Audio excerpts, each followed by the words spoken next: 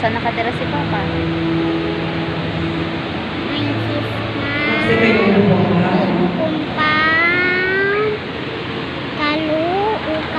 Mananangin tayo.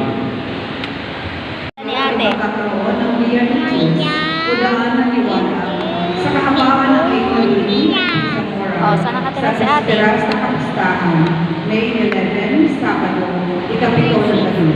Tampok sa puso nito ay ang imahe ng Panginoon muling nabuhay at ang mahal niya. Ang lahat ay Ang pangalan ni sa Dixie. gawain ito. Magdala po tayo ng kanina. Pangalawa, sa pagpasok Pwede nga, natin clap sa your buwan hands. ng Mayo, ating Approve ka sa isinasagawa kanila. ang debosyon ng Approve. Flores de Maria, Approve. ang araw-araw ng Yay! pag-rosaryo, at paghahandog Thank you for watching.